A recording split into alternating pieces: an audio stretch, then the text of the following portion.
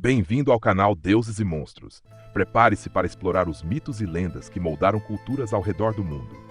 Aqui, desvendamos as histórias de poderosos deuses, criaturas místicas e figuras lendárias que desafiaram o tempo e a imaginação. Dos segredos dos antigos panteões às batalhas épicas, junte-se a nós nessa jornada fascinante pelo mundo da mitologia. Prepare-se para uma travessia sombria e fascinante, porque hoje falaremos sobre um dos personagens mais enigmáticos e inevitáveis da mitologia grega, Caronte, o barqueiro das almas.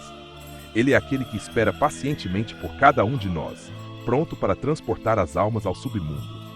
Mas quem é realmente Caronte? E o que ele representa na mitologia e na filosofia da vida e da morte? Para entender Caronte, precisamos nos aprofundar nas raízes de sua existência. Ele é filho de duas forças cósmicas da mitologia grega: Érebo, a escuridão primitiva, e Nix, a deusa da noite. A sua própria criação sugere um ser feito da essência do desconhecido, do que está oculto aos olhos humanos. Desde sua concepção, Caronte foi destinado a ser mais do que um simples barqueiro. Ele é a manifestação da passagem, o último guia para as almas, e sua tarefa é um fardo perpétuo. Imagine ser um ente criado pela escuridão e pela noite, destinado a repetir a mesma travessia por toda a eternidade. A própria essência de Caronte carrega consigo o peso de um destino imutável, um contraste com os humanos que, apesar da morte, têm a chance de completar sua jornada. Caronte é o guardião do Estige, o rio que separa o mundo dos vivos do submundo. Mas ele não é um simples barqueiro, ele é o juiz das almas. Na cultura grega, havia um ritual específico. Uma moeda era colocada sob a língua ou sob os olhos dos mortos, o chamado óbulo. Essa moeda servia como pagamento para Caronte realizar a travessia, sem a qual as almas seriam deixadas à margem do rio, vagando eternamente. O que é fascinante nesse aspecto é como o pagamento em si simboliza um contrato com a morte e, de certa forma, uma aceitação do destino. Os gregos acreditavam que a travessia deveria ser feita com respeito, e o óbulo era mais do que uma moeda. Era uma última honra ao falecido, um lembrete da importância dos ritos de passagem. Essa travessia é um espelho para a vida. Sem preparação e respeito, estamos destinados a ficar presos em nossos próprios rios estígios, sem nunca concluir nossas jornadas. A moeda, nesse sentido, se torna um símbolo de aceitação e preparo.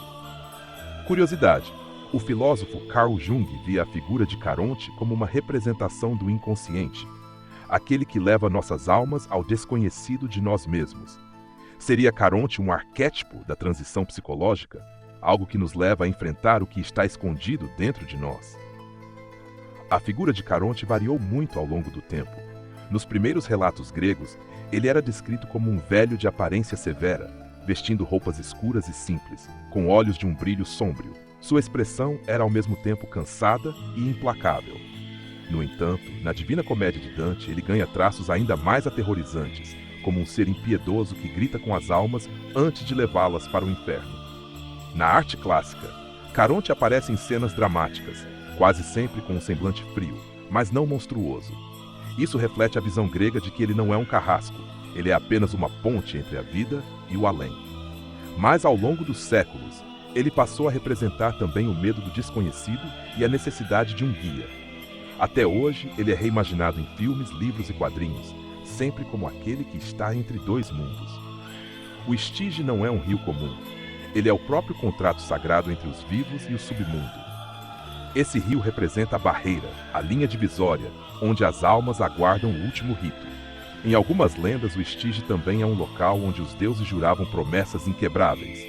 Caronte, por sua vez, representa a neutralidade absoluta. Ele não escolhe quem deve ou não cruzar o rio, mas exige respeito ao processo.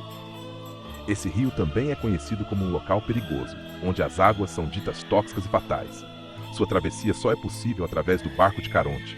O simbolismo aqui é claro: o desconhecido, a morte e o que não podemos controlar sempre exigem uma espécie de guia. Caronte pode parecer um personagem sombrio, mas na verdade ele é um símbolo profundo para a transição e o encerramento. Ele representa a última viagem, mas também uma preparação. A crença em Caronte nos lembra de que a morte é um evento com o qual precisamos fazer as pazes e para o qual devemos nos preparar. Ele nos obriga a refletir sobre o que deixamos para trás e como preparamos nossa moeda para o futuro.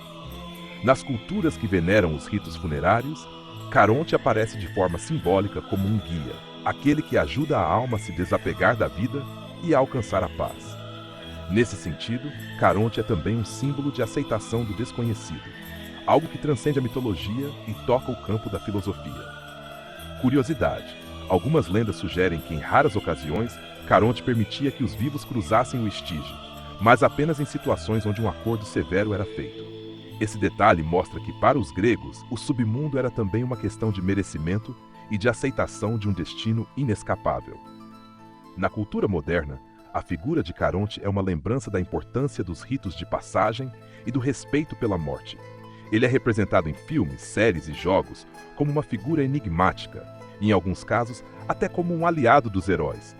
Mas, na essência, ele ainda é o guardião entre o que conhecemos e o que não conhecemos. Caronte não é um ser maligno, ele é uma constante. Ele é o fim e o começo.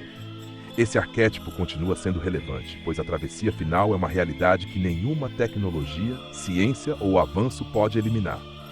No final, todos nos deparamos com o nosso Caronte, de uma forma ou de outra. A imagem dele se tornou uma espécie de metáfora para nossas transições na vida e na morte. E então, o que você pensa sobre Caronte? Ele é apenas um barqueiro ou um guia filosófico para a nossa compreensão do fim? Sua figura pode até ser antiga, mas o que ele representa é atemporal. A passagem, a aceitação e o respeito pelo ciclo da vida. Caronte não é apenas o guardião do rio, ele é o último reflexo de nós mesmos. Deixe nos comentários suas reflexões sobre o significado de Caronte. Qual deus ou monstro você gostaria de ver em nosso próximo vídeo? Nos vemos na próxima travessia, aqui no canal Deuses e Monstros.